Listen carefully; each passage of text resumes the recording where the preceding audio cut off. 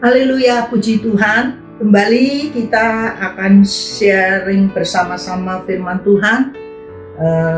Bagi saudara yang ingin mencari jalan keselamatan yang pasti menuju ke sorga, saudara bisa mengikuti firman Tuhan ini sampai pada selesainya. Ini adalah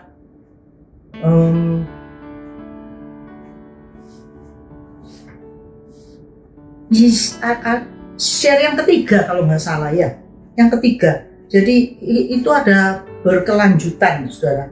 Nah, saya ingin melanjutkan kembali. Sebelumnya kita berdoa dulu ya.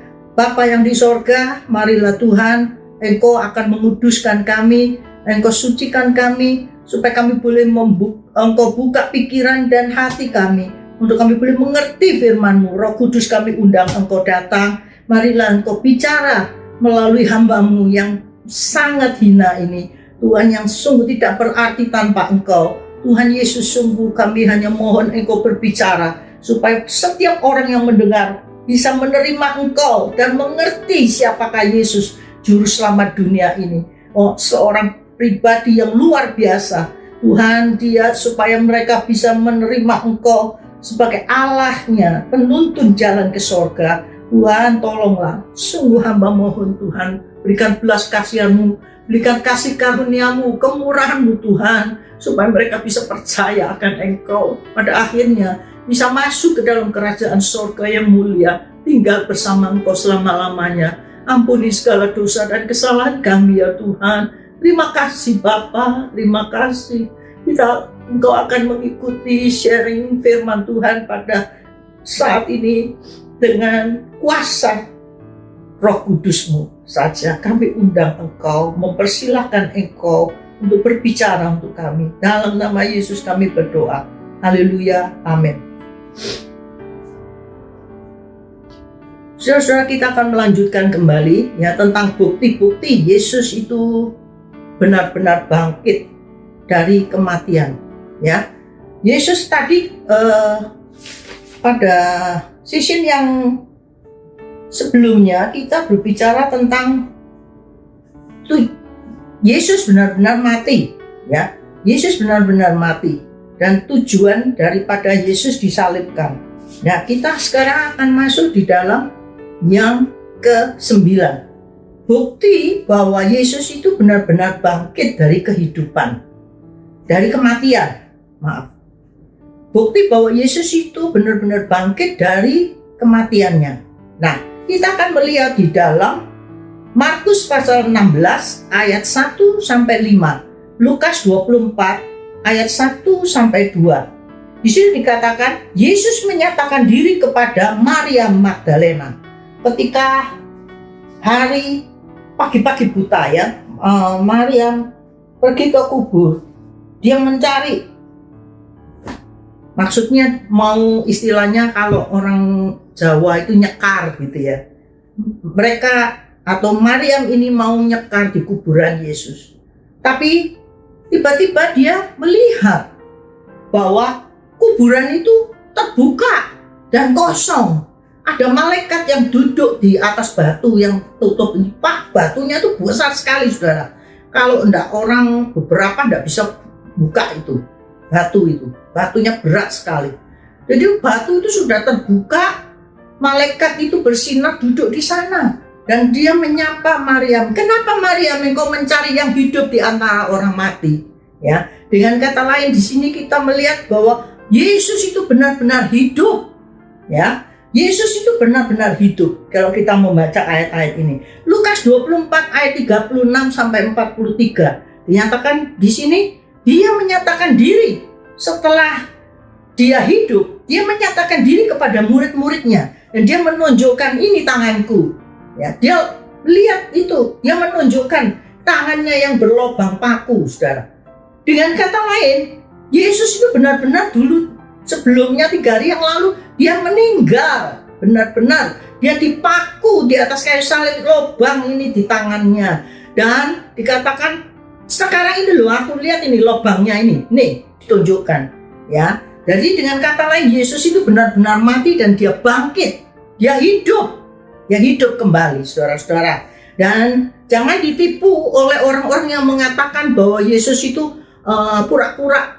Katanya pura-pura dia itu tidak mati, tapi dia pura-pura hidup.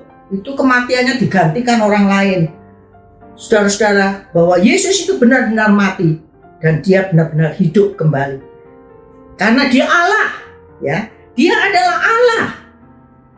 Yesus adalah, ingat, Yesus adalah Allah yang menjelma menjadi manusia.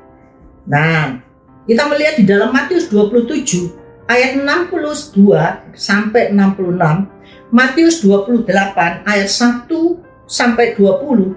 Di situ orang-orang Farisi itu mempunyai siasat. Ya, dia berkata kepada Pilatus, "Waduh, ya apa ini? Ya, kita mesti jaga ketat ini, ya. Supaya apa? Supaya kematian Yesus ini jangan sampai terjadi mujizat. Kalau sampai jadi mujizat, orang-orang tuh nanti akan jadi pengikutnya Yesus, ya. Nah, lebih baik kita jaga saja. Nah, batu kuburan yang ditutup dengan batu yang besar itu dijaga oleh orang-orangnya daripada orang Farisi Pilatus ini, ya, daripada orang Pilatus ini dijaga ketat. Tapi justru mereka melihat bahwa batu itu terguling, ada gempa bumi yang besar, lalu Yesus bangkit. Orang-orang menjadi ketakutan.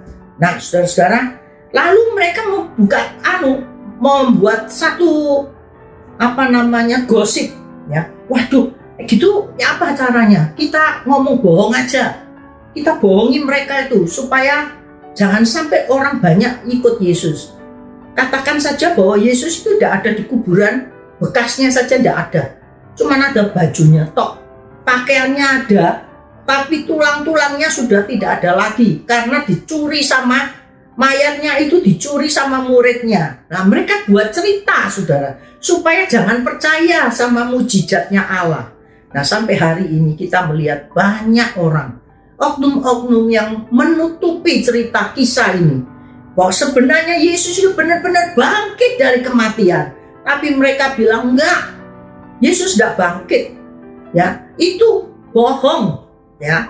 Nah, saudara-saudara, saya katakan sekali lagi, kalau Yesus tidak mati dan bangkit, tidak ada jalan terbuka untuk ke surga. Kalau Yesus tidak mati dan bangkit, tidak ada pertolongan dan mujizat itu terjadi di dalam hidup manusia. Ya, saudara, kenapa kita banyak mengalami mujizat Allah? Karena kematian dan kebangkitannya. Dia hidup. Sampai hari ini dia hidup, dia tidak mati. Dia adalah Allah yang hidup. Dia ada di sini. Dia ada di hati saudara. Saudara, saya ingin bersaksi. Suatu ketika saya itu sakit, saudara. Saya bleeding darah yang begitu banyak, sampai hampir 2 bulan, setiap hari. Akhirnya badan saya begitu lemah dan tidak kuat lagi rasanya berjalan atau bekerja. Pada suatu malam saya tiduran, saya menangis sama Tuhan. Saya bilang, Tuhan, bagaimana saya ini? Saya mau ke dokter, saya takut. Pasti dokter bilang bahwa saya itu karena kanker. Bleedingnya ini tidak berhenti-berhenti. Begitu banyak sekali darah keluar. Ya, 2 bulan lebih. Saudara, tidak berhenti-berhenti. Nah, terus saya berdoa sama Tuhan. Ketika itu saya masih muda, ya. Kira-kira umur berapa itu? Kira-kira 30 lebih lah, 40-an gitu. Saya berdoa, saya bilang, Tuhan, apa yang harus saya lakukan? Nah, bagi saudara-saudara yang ingin, ya, melihat mujizat pertolongan Tuhan, saudara harus mengakui bahwa Yesus adalah Tuhan dan Dia sanggup menolong saudara. Dan nomor satu yang saudara bilang, ampuni dosa saya. Kedua, apa yang harus saya lakukan dengan masalahku ini? Ya, saudara ingat-ingat itu. Minta ampun sama Tuhan. Kedua, apa yang harus saya lakukan dengan penyakitku, dengan masalahku, dengan apa yang ada yang saudara doakan itu. Nah, pada saat itu Tuhan berbicara, saudara. Saya katakan bahwa Yesus itu hidup. Dia bisa bicara. Saudara pikir dia tidak bisa bicara? Jangan bilang dia itu setan, dia iblis. Ada oknum yang bilang, oh itu yang bicara itu setan, itu iblis. Oh, tidak mungkin. Ya, tidak mungkin, saudara. Ya, nah, waktu itu Tuhan bilang, Yuli, ambil lotion di sebelah meja, katanya. Terus diurut perutmu itu, katanya, pijet, disuruh mijeti gitu loh, nuruti. Saya bilang, Tuhan, saya itu kalau nuruti perutnya orang ya bisa, tapi kalau ngurut perutnya saya sendiri ya tidak bisa, Tuhan. Ya, tapi Tuhan bilang, sudahlah, lakukan. Saya nanti yang akan bantu kamu. Saya ambil lotion di sebelah tempat tidur saya usap-usap perut saya urut, saudara. Tahu-tahu itu kira-kira ada 10 menit. Rasanya di dalam perut saya itu ada bola yang besar itu, kira-kira sebesar bola kasti, loncat, saudara. Gluduk gitu, loncat keluar. Wah, saya terkejut sekali. Saya pikir apa itu? Gitu. Tapi saya sudah tidak pusing karena keadaan saya sudah lemah. Saya tidur. Sudah tidur, saya taruh lotionnya itu, saya tertidur. Sampai pagi saya bangun. Apa yang terjadi, saudara? Saya sembuh dari sakit. Dari sakit itu. Tidak ada lagi pendarahan. Ya. Tidak ada lagi sehat sampai detik ini. Tidak ada lagi penyakit macam-macam. Tidak ada apa-apa. Saudara-saudara, itu Yesus Kristus yang ajaib. Ya. Saudara percaya tidak? Kalau saudara percaya, saudara akan melihat mujizat. Kalau saudara tak percaya, saudara tidak akan melihat mujizat. Selamanya saudara tidak akan melihat. Buat apa saudara ikut Tuhan Yesus? Saudara cuma teori. Saudara harus ikut Yesus dengan praktek nyata bahwa Dia hidup. Dikatakan di sini, Dia hidup dari kematian. Saudara-saudara, kita harus percaya bahwa Yesus itu hidup dan Dia bisa ngomong, saudara. Dia bisa ngomong, betul. Ya, nanti saudara dari kisah saya sharing firman Tuhan selanjutnya, sudah saya sisipi dengan kesaksian-kesaksian saya berapa banyak sekali mujizat dan Tuhan bicara yang luar biasa sehingga saya keluar dari masalah-masalah kehidupan, kesulitan saya, dari sakit saya. Saudara-saudara, ini menyatakan bahwa Yesus itu hidup. Dia bangkit dari kematian dan Dia bisa menolong saudara. Kalau Dia bisa menolong saya, Dia bisa menolong saudara. Juga kalau Dia hidup, Dia bisa bicara. Dia bisa bicara kepada saya dan Dia juga bisa bicara dengan saudara. Haleluya. Saudara, kita mesti percaya akan hal ini. Ya, percaya. Ikut Yesus, jangan cuma saudara puas hanya dengan teori, ya, harus dengan praktek. Tapi, saya katakan tapi, bayar harga. Apa itu bayar harga? Ikut Yesus dengan sungguh, jangan setengah-setengah, saudara. Ya, jangan nek seneng ya ikut Tuhan, nggak seneng nggak berdoa. Ya, kalau seneng ya baca firman Tuhan, kalau enggak, kalau ada waktu ya baca firman Tuhan, kalau ada waktu ya baca, ya berdoa. Itu bukan gitu. Senang tidak senang, saudara ada waktu atau tidak ada waktu, diadakan waktu untuk membaca firman Allah setiap hari dan berdoa menyembah Dia, bersekutu dengan Dia setiap hari. Maka saudara akan melihat kuasa Allah itu bekerja. Ya, Dia akan berbicara, membuka jalan bagi segala penyakit saudara, dari segala masalah saudara. Saudara akan melihat mujizat Allah dari kehidupan saudara. Dari hari ke hari mujizat itu terus akan terjadi. Jangan berbuat dosa. Jangan mengikuti jalan dunia. Haleluya.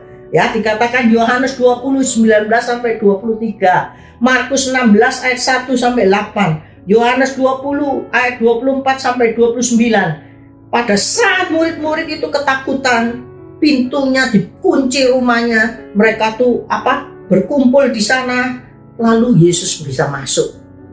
Nah, ya, dia masuk gitu saja. Pintunya masih terkunci.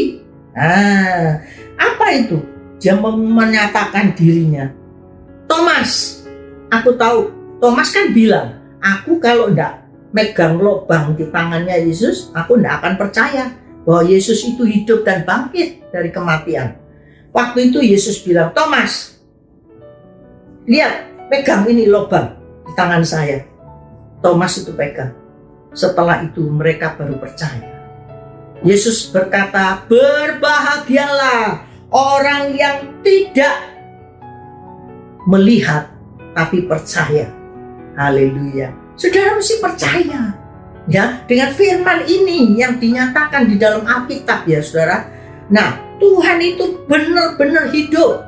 Dia itu Allah yang bisa bicara, yang bisa menyatakan mukjizat, kuasanya luar biasa, menyembuhkan, membuka jalan. Apa yang menjadi masalah saudara? Kecil buat Allah, kecil buat Tuhan. Saudara, ikut dia dengan sungguh-sungguh, dengan ketulusan, buang dunia, buang kenajisan, buang perkara-perkara yang fana.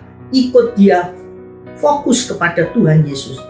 Saudara akan melihat kuasa Allah yang nyata dalam hidupmu. Nah, sekarang kita akan masuk dalam poin yang ke-10. Fungsi daripada Yesus hidup dan bangkit dari kematian. Fungsinya apa? Ya. Nah, kita melihat di dalam Lukas 24 ayat 36 sampai 49, ayat 45 sampai 47. Dikatakan Mesias harus menderita dan bangkit dari antara orang mati, supaya di dalam namanya berita pertobatan dan pengampunan dosa harus disampaikan pada segala bangsa. Saudara lihat, bukan hanya untuk orang Yahudi, bukan hanya untuk orang Israel, tapi ini firman dikatakan untuk segala bangsa harus disampaikan berita ini, pengampunan, pertobatan. Saudara, kita melihat di sini bahwa kebangkitan Yesus dari kematian itu harus kita beritakan kepada siapa saja, ya, bahwa dia adalah Allah yang benar-benar hidup dari kematiannya. Haleluya. Nah saudara, Yesus itu menderita, dia mati dan dia bangkit. Nah, pengampunan dosa, kemudian surga itu terbuka untuk manusia, untuk saudara dan saya. Haleluya. Nah, jadi kita melihat di sini sekarang ya, Yesus itu bangkit. Apa artinya Yesus itu bangkit? Saudara tahu enggak? Waktu Yesus bangkit, sama kayak orang Indonesia itu 17 Agustus merdeka. Bendera itu dikibarkan. Indonesia merdeka, menang dari penjajahan. Betul? Waktu Yesus bangkit, dia menyatakan diri, aku menang. Aku sudah menang di dalam membela manusia. Dosa manusia itu sudah aku taklukkan. Ya, semua sudah aku bayar lunas. Haleluya. Dia menunjukkan kemenangannya, saudara. Dia menang atas dosa manusia. Bagi setiap orang yang mau percaya kepadanya, dosa saudara dan dosa saya itu sungguh sudah ditebus, sudah diampuni. Dan dia, kenapa sih dia harus begitu? Memang karena dia mencintai umat manusia. Umat manusia itu adalah ciptaannya, saudara.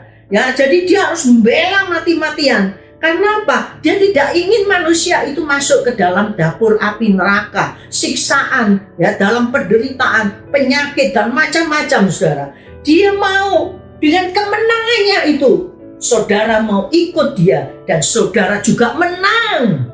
Karena Yesus menang, Yesus bangkit. Saudara dan saya yang mau terima Yesus, mau ikut Yesus, saudara dan saya juga menang atas dosa, menang atas penyakit, menang atas masalah saudara, menang atas segala perkara, sifat-sifatmu dari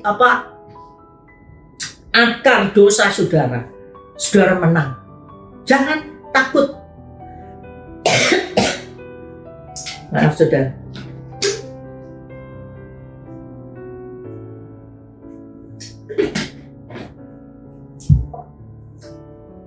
Yesus menyatakan kemenangannya. Kalau saudara tidak mau ikut Yesus, saudara rugi. Betul saudara rugi. Saudara tidak akan melihat kemenangan. Saudara mempunyai sifat yang jelek. Misalnya, sifat ini selalu menyeret saudara untuk selalu berbuat dosa.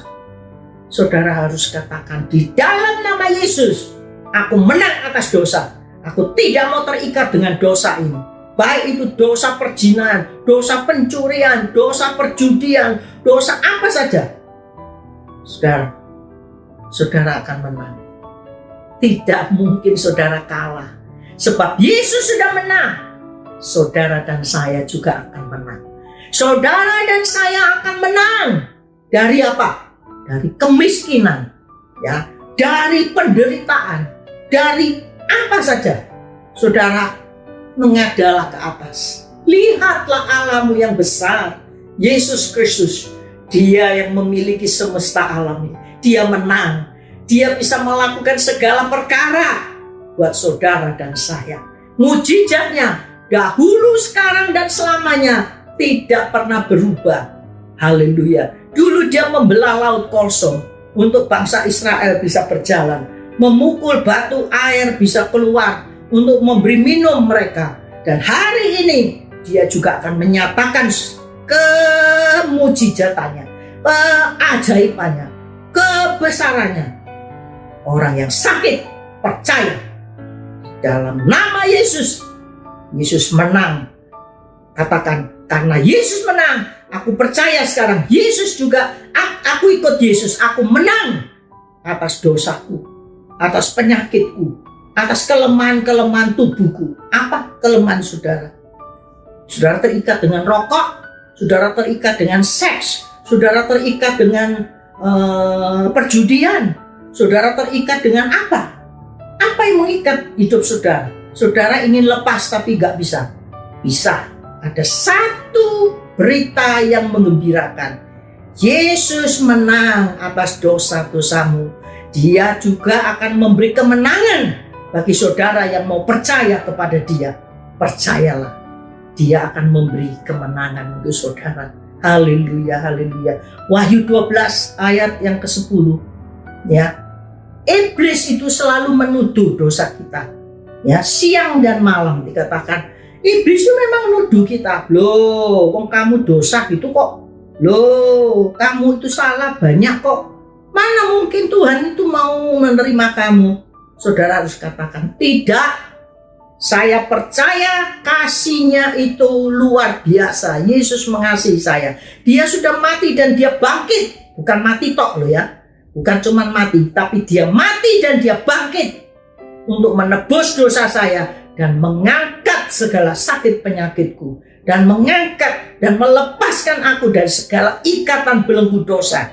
Apa saja ikatan saudara. Mungkin saudara tidak ada seorang pun yang tahu saudara. Apa yang mengikat saudara? Yesus tahu. Iblis tahu. Saudara, percayalah akan perkataan Yesus. Dia akan memberi kemenangan saudara. Saudara katakan, dalam nama Yesus, aku menang atas judi. Aku menang atas perzinahan. Aku menang atas penyakitku. Aku menang atas segala penderitaanku. Dia tidak mau, dia tidak rela saudara menderita. Tidak, no way. Ya, saudara, dia ingin saudara menang. Menang, karena dia menang, saudara juga harus menang. Jangan tertekan, saudara. Iblis yang nuduh, katakan, iblis, berhenti kamu menuduh. Sebab Yesus sudah mati dan bangkit untuk menebus dosaku. Untuk memberi kemenangan aku. Dia sudah menang. Dia mengibarkan panji-panji kemenangan. Saudara juga ikut dia, panji-panji kemenangan Yesus. Saudara kibarkan.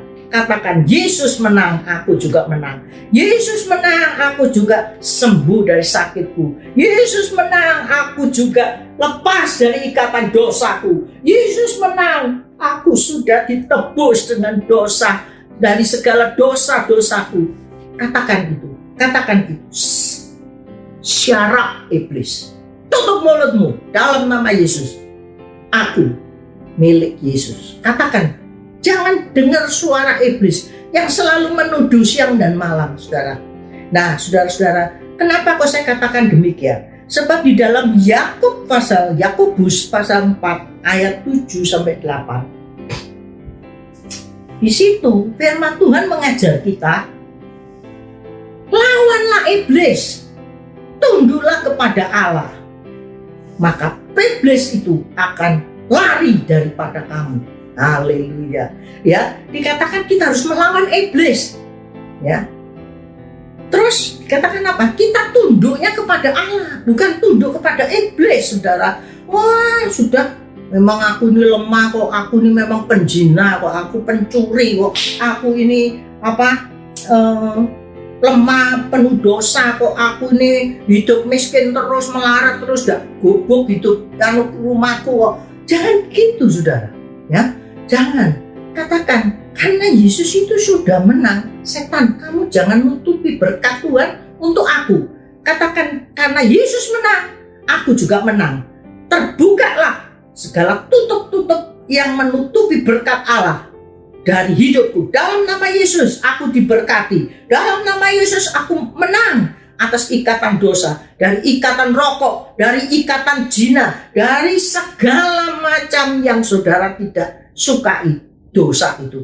Dia akan iblis.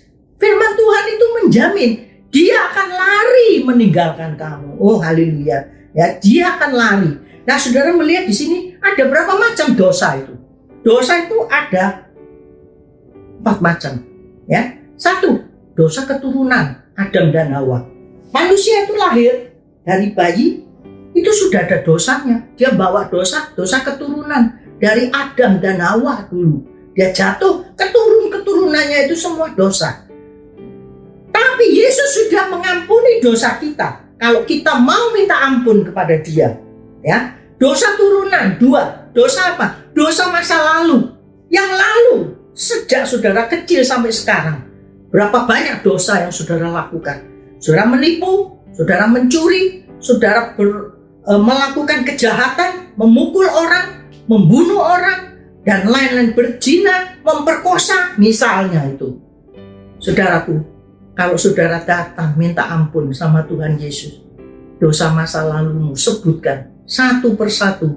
Dia akan mengampuni dosa masa lalumu, dan dia akan, meskipun dikatakan dosamu itu merah seperti kirmisi, aku akan jadikan putih bagaikan salju. Ya, dia akan mengampuni semua dosa masa lampau kita. Dan yang ketiga, dosa sekarang. Sekarang ini yang saudara lakukan. Saudara suka bohong, saudara selingkuh, saudara ini, saudara itu. Minta ampun dan bertobatlah. Tuhan ampuni, kemarin saya mencuri, kemarin saya ini berzina, kemarin saya ini, dan lain-lain sebagainya. Saudara minta ampun, darah Yesus itu akan mengampuni saudara. Katakan, Yesus, karena engkau mati dan bangkit untuk dosaku, ampuni dosaku, dan aku yakin dosaku itu sudah diampuni dan layak engkau masuk surga. Nah, saudara, dia memang bikin supaya gampang, saudara. Tidak usah ngel-ngel, saudara. Tidak usah susah-susah. Kenapa dia bikin gampang? Karena memang dia mencintai saudara. Saudara itu ciptaannya, dia memang buat semudah-mudahnya supaya saudara ini bisa masuk surga. Tidak usah dipersulit, gitu loh maksudnya. Ngerti, saudara? Jadi kalau saudara dipersulit, saudara, manusia itu banyak masuk neraka semua, saudara. Ya, jadi pujilah, bersyukurlah kepada Tuhan Yesus yang sudah memberikan jalan, yang mempermudah untuk saudara dan saya bisa mewarisi kerajaan sorga yang mulia. Haleluya. Ya, dan dosa yang akan datang. Jadi dosa yang akan datang saudara kan belum melakukan. Ya. Contohnya, saudara sudah mikir besok awas ya si A itu tak bunuh sama saya. Besok awas si A itu tak pukul sama saya. Itu yang dosa-dosa masa lalu yang akan datang loh. Tapi kalau saudara minta ampun sekarang, Tuhan juga akan mengampuni, membersihkan semua dosa saudara. Dosa keturunan dari Adam dan Hawa, dosa masa lampau, dosa sekarang yang saudara lakukan, dan dosa yang akan datang. Saudara minta ampunlah, sujud datang, menangis menyesal. Tuhan ampuni dosa saya. Saudara, ini bukan hal yang main-main saudara. Ya, bukan itu satu cerita dongeng saudara. Itu menentukan jalan saudara masuk surga atau neraka. Dan tidak bisa diulangi lagi. Haleluya. Ini yang pertama ya, Yesus menang. Dengan kebangkitannya, Yesus itu menang. Nah, sekarang kita lanjut dengan yang kedua. Nah, Yesus itu setelah dia bangkit, saudara, apa fungsinya untuk kita? Bukan cuma memberi kemenangan toh. Di dalam Lukas 24 ayat 36, Yohanes 20 ayat 19 sampai 21. Di sana dikatakan, damai sejahtera aku berikan kepada kamu. Dia memberi damai sejahtera kepada kita. Jangan saudara sepelekan loh damai sejahtera itu. Oh, benar saudara. Ya, kenapa? Banyak itu orang-orang yang belum mengenal ya, yang belum mengenal Yesus, dan dia setelah menerima Yesus, nomor satu yang dia rasakan ada damai sejahtera dalam hati, sukacita, ketenangan. Betul enggak? Betul enggak? Saya mengalami juga damai sejahtera. Kenapa? Sebab kita datang kepada Yesus dan Yesus memberikan damai sejahtera. Saudara, damai sejahtera itu penting sekali. Walaupun saudara memiliki seisi dunia, uang bertumpuk-tumpuk, tapi kalau damai sejahtera tidak ada gunanya saudara. Hati itu selalu gelisah, cemas, khawatir, kemerungsung terus. Aduh, gimana ya? Nah, damai sejahtera kalau tidak ada, COVID akan datang, penyakit akan datang, macam-macam ya. Itu apa? Cancer juga datang, paru-paru datang, darah tinggi datang, semuanya datang. Penyakit datang, saudara, macam-macam. Kenapa? Tidak ada damai sejahtera. Kalau ada damai sejahtera, maka sehatlah tubuh jiwa saudara. Haleluya. Nah, Yesus itu, dia mati dan bangkit. Dia bukan saja memberi kemenangan kepada kita, memenang dalam segala hal ya. Dan yang kedua, dia memberikan damai sejahtera. Ya, damai sejahtera sungguh sangat penting. Haleluya. Saudara, ada sukacita dan dalam hati kita, sehingga kita ini percobaan boleh datang, masalah boleh datang, tapi kalau hati kita ada damai sejahtera, sungguh tenang kita, tidak bingung, tidak usah khawatir, lari sana sini tidak karuan. Haleluya. Saudara-saudara, karena apa? Damai sejahtera itu melampaui akal kita. Dia yang akan tinggal dalam hati dan pikiran kita. Haleluya. Sekarang kita melihat yang ketiga ya. Di dalam Yesaya 64 ayat yang ke-6.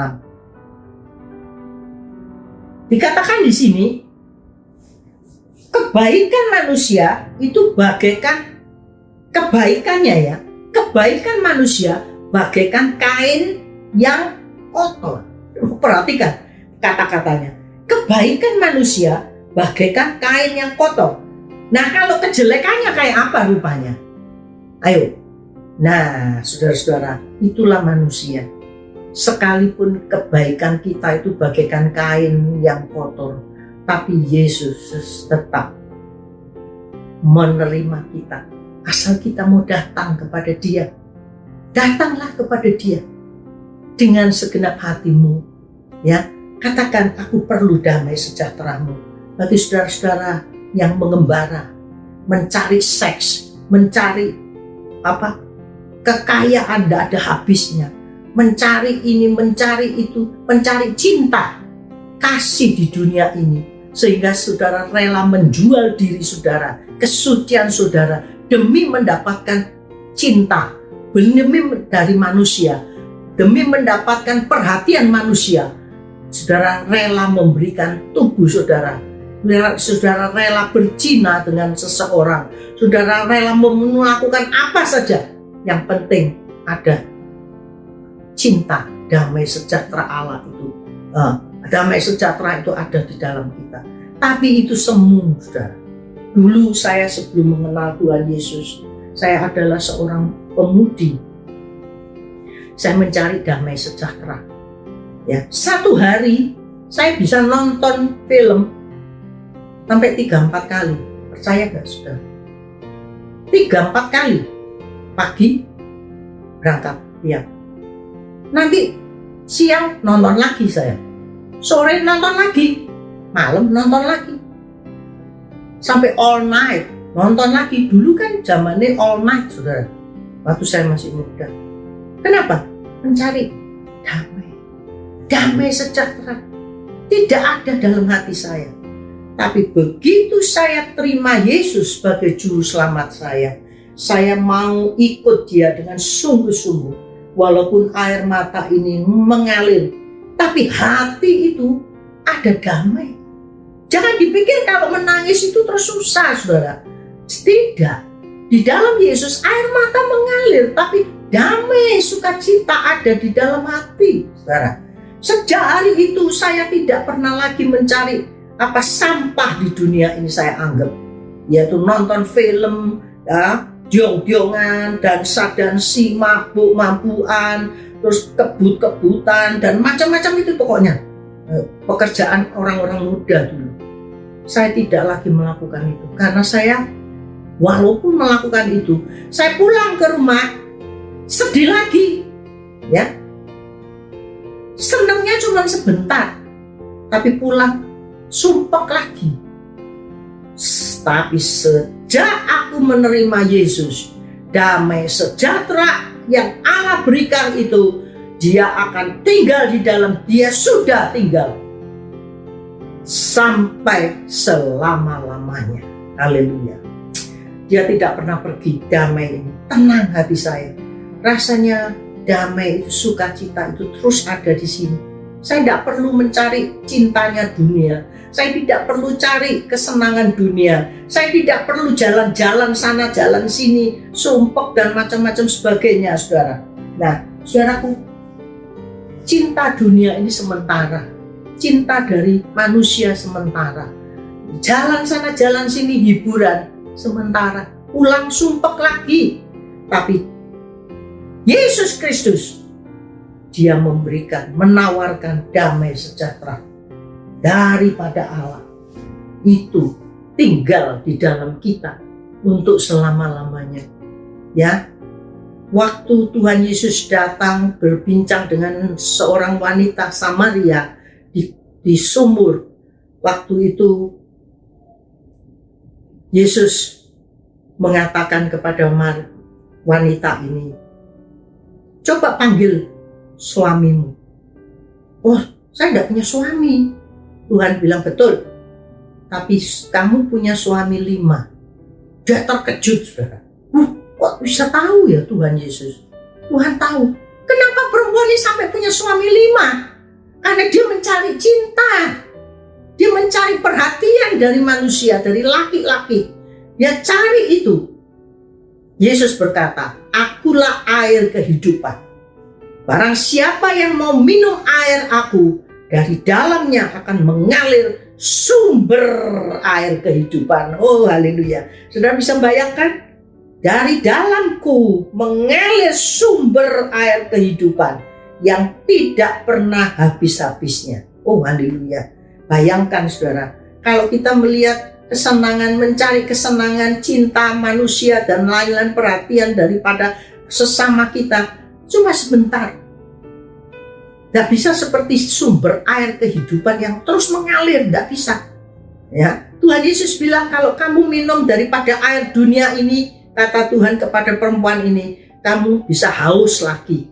Tapi kalau kamu minum air kehidupan yang aku berikan kepada kamu, air itu tidak akan membuat kamu haus. Oh, haleluya. Betul itu.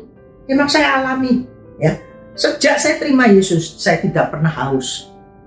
Saya tidak pernah lagi mencari kesukaan dunia, perhatian dunia. Sebab cukup buat aku Yesus dalam hidup saya. Haleluya. Semua saya anggap sampah, saudara. Sampah semuanya. Haleluya. Coba sekarang kita melihat ya, dalam bagian yang ketiga, Kisah Para Rasul 3 ayat 6 sampai 8. 1 Korintus ayat 15, ayat 54 sampai 57. Roma 8 ayat yang ke-37 dan Yohanes 16 ayat yang ke-33. Nah, saudara, kita melihat di sini, oleh karena Yesus itu bangkit, ya, ada mujizat. Kita melihat di dalam Kisah Para Rasul 3 ini, murid-muridnya dia bisa melakukan mujizat-mujizat, ya. Karena Yesus menang, maka kita juga menang atas dunia ini dan memberi pengharapan kepada kita dalam masalah-masalah yang ada di dunia ini.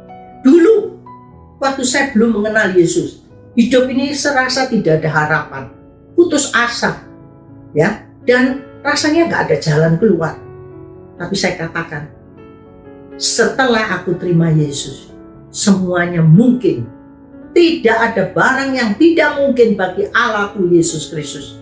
Dia bisa melakukan segala perkara buat aku.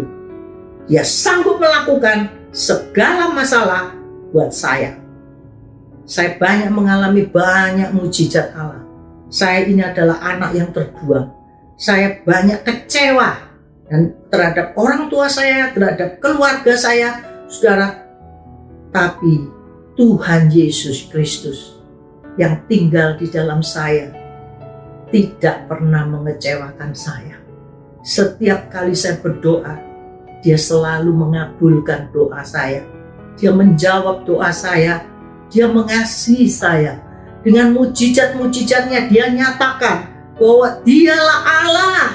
Dia yang memiliki hidupku. Dia sungguh Allah yang hidup. Haleluya. Saudara, banyak mujizat terjadi. Dengan adanya Dia bangkit hidup, mujizat terjadi. Kalau Yesus itu tetap mati di kuburan, tidak ada mujizat. Tidak ada mujizat. Karena Dia hidup dan Dia sekarang ada di mana-mana. Ya, Dia ada di mana-mana. Saudara tinggal berseru dalam nama Yesus, Dia datang. Haleluya. Saudara-saudara, mujizat itu selalu ada. Mujizat itu sampai hari ini masih berlaku. Percaya, saudara, percayalah. Bagi saudara yang putus harapan, saudara yang putus asa, datang kepada Yesus hari ini. Percayalah, ada harapan. Masih ada harapan buat saudara.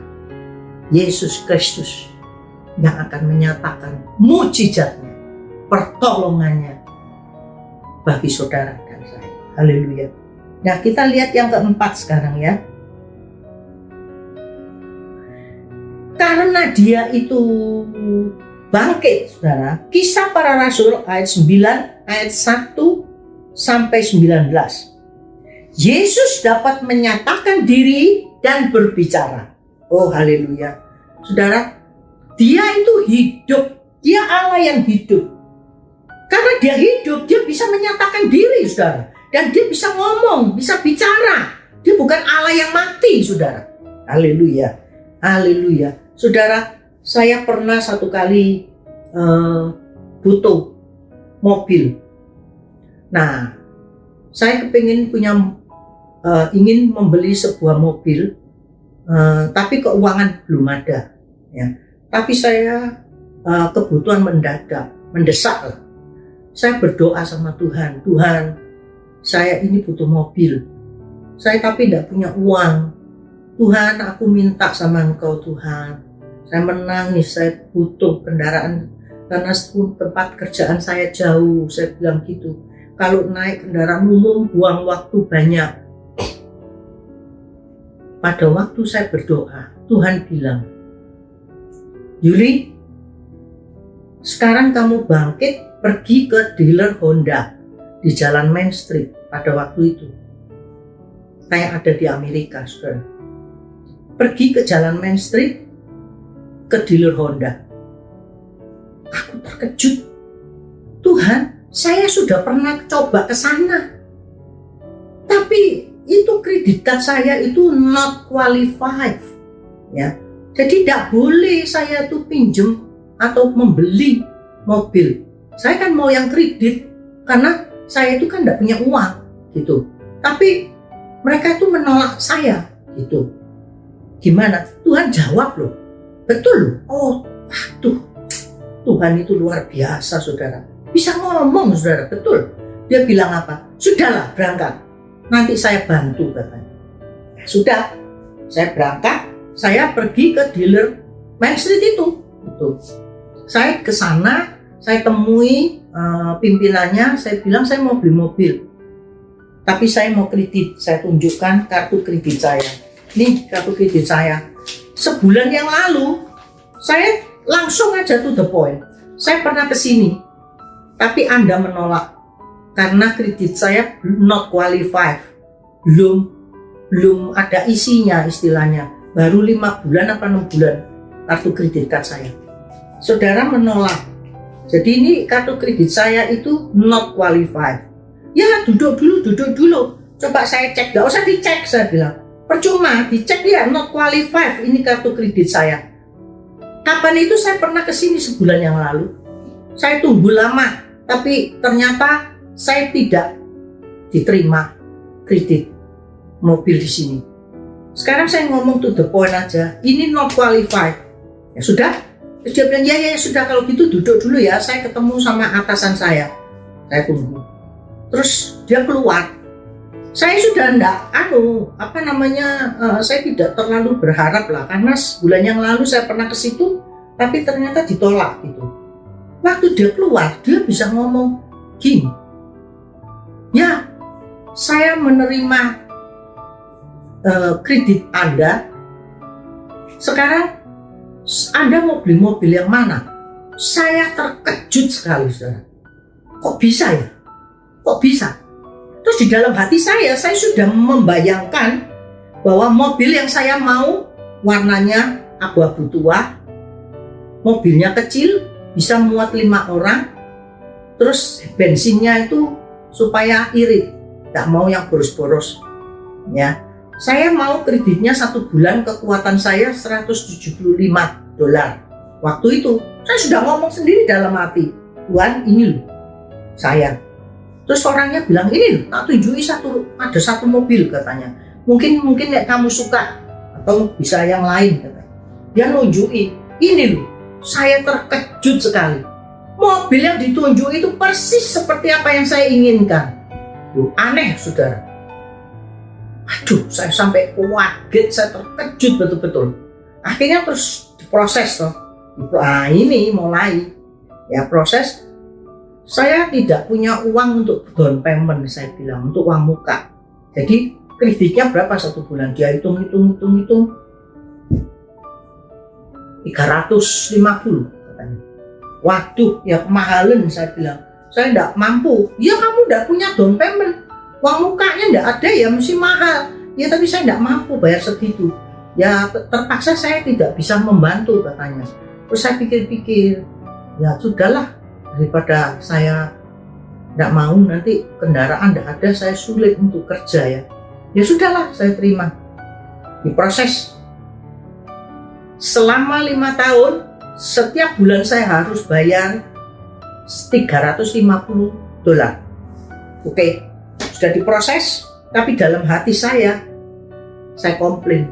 Tuhan, saya itu tidak mampu bayar itu 350. Saya itu mampunya cuma 175, tapi ngomong dalam hati loh. Gak kuat saya bilang gitu. Keperluan saya banyak. Tapi diproses, ya sudahlah. Kunci sudah diserahkan saya, surat-surat segala macam, saya bawa pulang mobilnya. Saya setir mobil, tak pakai kira-kira ada 1,5 bulan kalau nggak salah. 1,5 bulan. Tiba-tiba saya dapat surat panggilan dari dealer Honda itu. Nah, Saya pikir, loh saya kok dapat panggilan, ada apa? Oh pasti mereka kecewa, mungkin mau ditarik mobilnya. Saya tuh tidak layak untuk kredit mobil ini.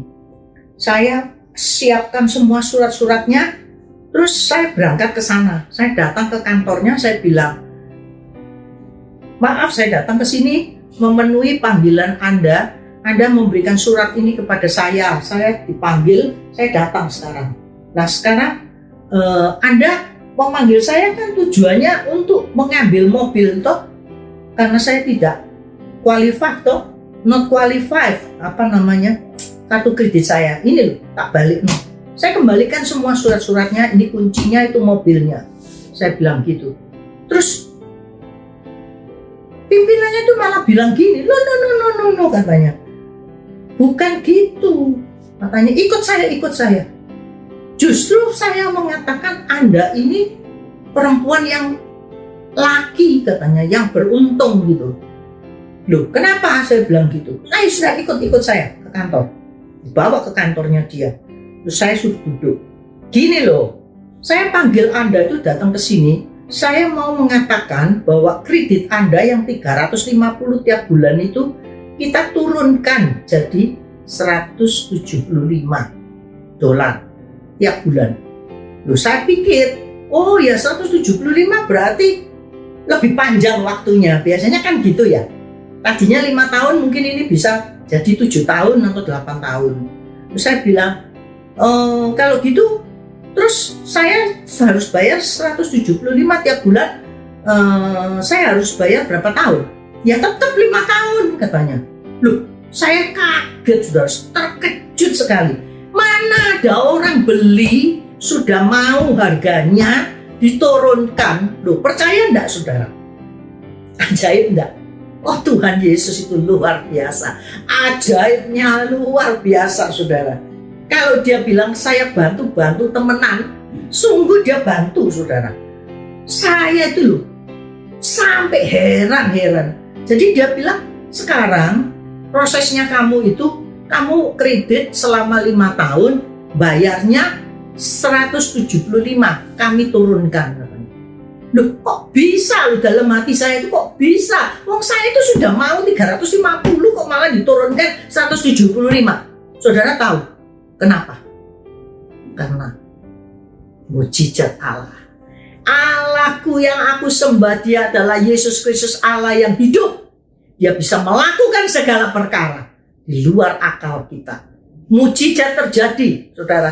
Ketika itu saya sampai di rumah, saya menangis. Saya bersyukur sama Tuhan, saya menangis. Tuhan, Engkau luar biasa. Engkau tidak ingin aku terbebani berat. Engkau tidak ingin aku susah. Engkau memberikan sesuai dengan apa yang aku minta. 175, ya 175. Aneh enggak saudara? Saya ngomong enggak bohong. Kenyataan. Saudara ikuti ya sharing firman Tuhan yang saya jabarkan setiap kali di YouTube. Saudara akan mendengarkan, tiap kali akan saya sisipkan kesaksian-kesaksian hidup saya. Allah itu luar biasa saudara. Sungguh luar biasa. Dari mujizat satu ke mujizat yang lain. Dari mujizat satu ke mujizat yang lain. Mujizatnya masih ada dan berlaku sampai hari ini. Saudara percaya kepada dia, saudara akan melihat mujizat. Kalau dia menolong saya, mujizat terjadi dalam saya, dia juga akan menolong saudara. Mujizat itu akan terjadi dalam hidup saudara. Dia bicara dengan saya, dia juga akan bicara dengan saudara. Dia mau bicara, bersekutu dengan saudara. Haleluya, haleluya. Nah itu saudara, ya, bahwa dia menyatakan mujizatnya. Yang ketiga, jadi satu, Yesus itu menang atas dosa. Kedua, karena kebangkitannya, dia memberikan damai sejahtera. Dan yang ketiga, mujizat terjadi. Mujizatnya itu ada, berlaku. Ya, karena kebangkitannya. Makanya iblis itu tidak suka mengatakan bahwa dia itu mati dan bangkit. Ya, dia itu manusia biasa, bukan Allah. Kalau dia mati dan bangkit itu tandanya dia itu Allah. Jadi saudara mesti percaya bahwa Yesus itu adalah Allah yang turun ke dunia menjelma menjadi manusia. Dan sampai hari ini dia mau mendatangi saudara. Dia ingin menolong saudara dan dia ingin menyatakan mujizat buat saudara dan dia ingin mengampuni dosa saudara. Dan yang keempat sekarang kita melihat ya, Yesus dapat menyatakan diri dan bicara seperti yang tadi saya ngomong ya, keempat. Jadi Tuhan bisa bicara. Dia hidup, karena dia hidup, dia tidak mati. Kalau dia mati, dia tidak bisa mendatangi saudara, tidak bisa hidup, tidak bisa menolong saudara. Dia bisa bicara, dia bisa menolong saudara, karena dia hidup. Ini perbedaannya ya dari agama-agama yang lain, saudara. Bahwa Yesus itu bukan satu agama, adalah satu ajaran yang mengajar, mendidik kita untuk mengikuti jalannya menuju kerajaan sorga yang mulia. Haleluya. Sekarang kita melihat yang ke-5. Roma 10 ayat yang ke-10. Oleh karena kebangkitannya, dikatakan di situ, kita dibenarkan oleh Roh Kudus. Ya, haleluya. Oh, saudara, dikatakan dibenarkan itu beda sekali, saudara. Ya, artinya sangat dalam. Saudara bisa, ya, contohnya, saudara berbuat salah sama saya. Saudara datang, saudara minta ampun. Saudara, saya bilang saya ampuni, tapi saya tidak bisa membenarkan perbuatan saudara. Betul enggak? Betul enggak? Saya bisa mengampuni saudara, tapi saya tidak bisa membenarkan. Tapi Yesus lain. Dia bisa mengampuni saudara, dia juga bisa membenarkan saudara di hadapan iblis. Dia bilang, ini orang benar. Loh, dia berbuat dosa gini-gini. Dosanya saya yang tanggung. Dia orang benar. Yesus membenarkan hidup saudara. Haleluya. Saya beri contoh sekarang ya. Saya beri contoh. Ibaratnya ini kehidupan kita. Ya, lihat. Ini ada coreng-morengnya saudara. Ya. Macam-macam warna, kuning, hijau, kuning, macam-macam. Ini hidup kita, dosa yang kita lakukan, dosa keturunan, dosa masa lampau. Tapi oleh karena kematian dan kebangkitan Yesus, dia hidup saat ini. Dia hidup, ya. Dan mujizat itu ada. Mujizat itu terjadi. Apa saudara? Dosa saudara bukan cuma diampuni, tapi dibenarkan. Artinya dibenarkan ini ditutupi gini loh saudara. Nah, sekarang saya mau tanya, kelihatan enggak coret-coretannya itu? Kelihatan enggak? Enggak kelihatan lagi. Betul enggak? Sudah enggak kelihatan loh. Enggak ada. Yang kelihatan apa? Darah Yesus yang menutupi seluruh kehidupan saudara. Tidak ada lagi saudara cacat celahnya. Saudara dibenarkan di hadapan Allah, di hadapan iblis. Iblis bilang selalu menuduh kita, dia berbuat dosa, dia gini, dia gitu. Tuhan Yesus bilang, darahku membenarkan. Tidak ada cacat celahnya. Hidup kita sempurna dan layak mewarisi kerajaan sorga oleh karena darahnya. Ini merah. Saya sengaja cari kain merah. Ditutup dengan darah Kristus. Layak saudara. Tidak ada cacat celah masuk ke dalam kerajaan surga oleh karena darah. Dia bangkit, dia hidup. Dia mati dan bangkit, hidup. Haleluya. Nah, itu saudara contohnya ya, bahwa kekotoran hidup kita, dosa kita itu sudah, Yesus berkata, walaupun dosamu itu merah seperti kirmisi, aku akan membuat putih seperti salju. Artinya sudah tidak kelihatan lagi cacat celah dosa hitam kita, coret-moret kita itu tidak kelihatan lagi. Tuhan sudah benarkan kita. Ini putih. Sekarang jadi kelihatan darahnya Yesus. Darah Yesus yang kelihatan.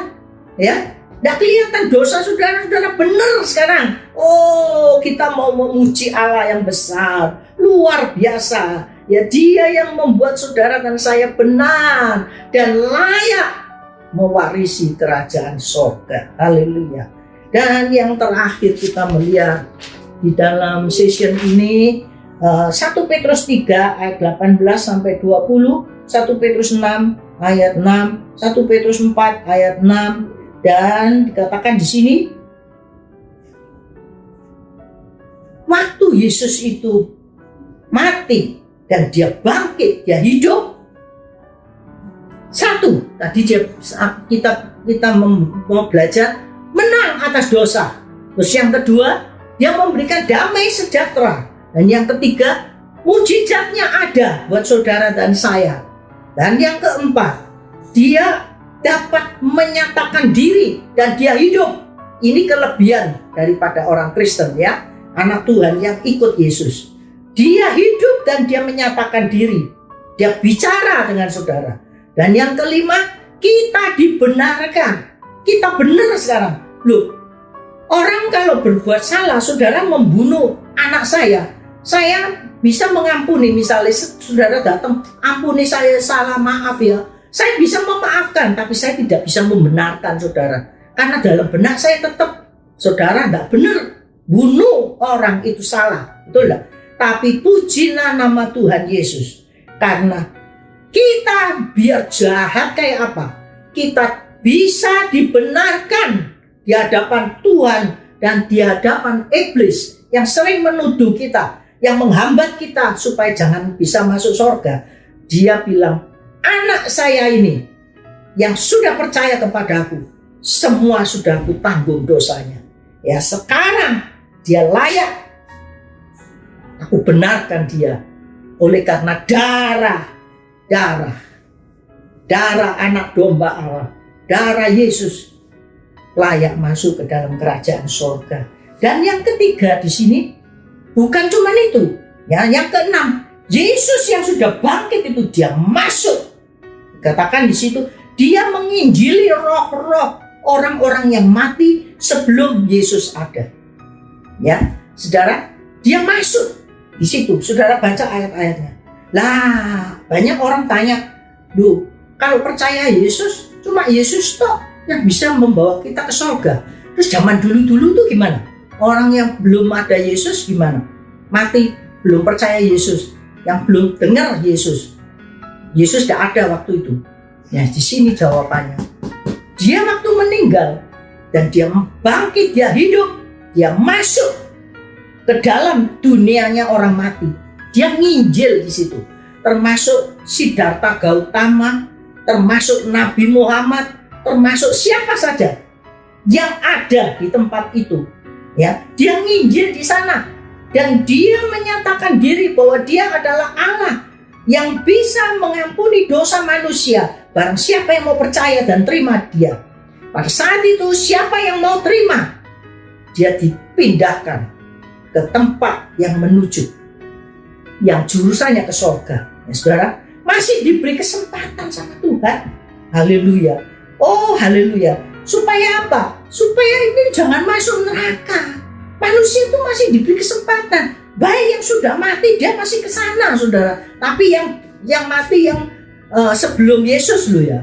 Tapi mati setelah Yesus sudah tidak ada pengampunan lagi. Karena saudara sudah dengar, saudara sudah dikasih tahu, sudah diberitahu tentang Yesus Kristus. Saudara tidak mau percaya, saudara masuk neraka. Tidak ada kesempatan lagi. Hanya orang yang hidup dan mati sebelum Yesus datang, itu yang masih dikasih kesempatan. Yesus datang, Yesus bangkit dan hidup, dan dia masuk. Dia menginjili roh-rohnya orang yang sudah mati, yang sudah bentuk roh itu. Dan siapa roh-roh itu yang percaya kepada dia, dipindahkan dari tempat ini di dunia orang mati itu, ini tempatnya neraka, saudara. Yang nantinya akan ke neraka kalau dunia sudah kiamat ya. Ini juga tempatnya yang menjurus ke surga kalau dunia kiamat. Jadi sudah ada tempatnya sendiri. Dari tempat yang menuju ke neraka itu dibawa ke tempat yang menuju ke surga. Itulah kemenangan. Oh haleluya. Yesus menang, dia bangkit, dia hidup, dan dia menyatakan diri, dan dia memberi kesempatan bagi orang yang sudah mati sebelum Yesus. Ya, karena mereka belum pernah dengar nama Yesus. Tapi bagi saudara yang sudah mendengar dan saudara tolak Yesus, saudara masuk ke dalam dapur api neraka. Tapi bagi mereka yang pada saat itu diinjili, di dunianya roh orang mati, waktu itu dia bertobat, dia akan masuk ke dalam kerajaan surga. Haleluya. Wahyu 1 ayat 17 sampai 18. Yesus itu yang memegang kunci. Ya, yang dia memegang kunci surga dan alam maut. Apa itu alam maut? Ya itu tadi. Ya, alam maut, tempatnya roh-rohnya orang yang sudah meninggal itu. Itu dia buka kuncinya, dia masuk ke sana, dia menceritakan, memproklamirkan namanya yang besar. Siapa yang mau bertobat dan mau percaya kepadaku, dibawa pindah ke tempat yang menuju ke surga. Haleluya. Dia itu adil, Allah yang luar biasa, saudara. Oh, sungguh kasihnya, dia itu berusaha terus bagaimana supaya manusia itu jangan binasa, tetapi manusia itu dapat beroleh kehidupan, tinggal bersama dia, masuk ke surga yang mulia. Oke, sampai di sini kita akan lanjutkan session yang selanjutnya, yaitu dikatakan fungsi daripada Yesus naik ke surga ya. Tadi itu fungsi Yesus bangkit dan hidup ya. Dan selanjutnya nanti di session selanjutnya kita akan membahas tentang fungsi daripada Yesus naik ke surga. Untuk apa sih Yesus naik ke surga itu, untuk apa? Untuk bagi kita gitu loh ya. Oke, mari kita berdoa, kita tutup session ini. Saya percaya bahwa firman Tuhan saat ini pasti dan pasti menjadi berkat buat saudara dan saya.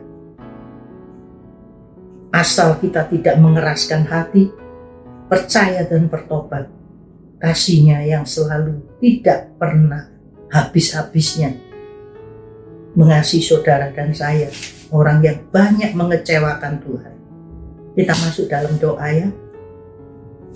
Bapa yang penuh kasih, terima kasih Tuhan, sungguh terima kasih. Engkau begitu baik dalam hidup manusia ini. Oh, betapa Engkau sangat membela kami dengan cara yang macam-macam Tuhan, supaya manusia itu boleh kembali ke dalam tangan-Mu dan tidak menderita dan tidak binasa, tidak sakit-sakitan, karena Engkau datang ke dunia ini ingin menyelamatkan, menolong manusia saja. Tuhan, ampuni segala kesalahan, kebebalan hati kami yang seringkali kami sudah mengerti tapi kami tidak mau melakukan, tidak mau menerima akan Engkau dan sebagai juru selamatnya, tidak mau mengikuti jalan firman-Mu. Tuhan, tolonglah keduniawian kami ini Engkau lepaskan dalam nama Yesus. Segala roh-roh kenajisan, roh-roh yang mengikat dalam hidup manusia, siapa yang mendengarnya, roh-roh yang dosa yang sungguh tidak berkenan di hadapan Allah,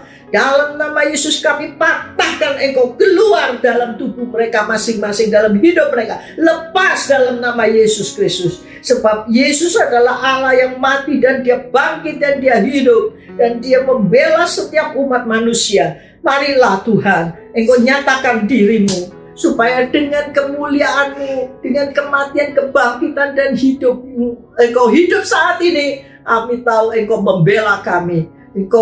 Kami ingin memuliakan Engkau, kami ingin meninggikan Engkau, biar seluruh dunia bisa mendengar bahwa hanya ada satu nama di permukaan bumi yang bisa menyelamatkan manusia, yang bisa memberi kemenangan manusia, yang bisa memberi pengharapan manusia, yang bisa memberikan kasih yang kekal kepada manusia, yaitu Tuhan Yesus Kristus. Terima kasih Tuhan, terima kasih. Meteraikan firman-Mu dalam hati dan pikiran kami, supaya kami boleh sungguh-sungguh mentaati Engkau, jalan-jalan-Mu yang pasti menuju kerajaan surga. Terima kasih untuk segala kebaikan-Mu. Engkau sudah membuat jalan yang mudah untuk kami, sehingga kami boleh mewarisi kerajaan surga. Asalkan kami terima Engkau dan mengikuti akan firman-Mu. Terima kasih Bapa, terima kasih.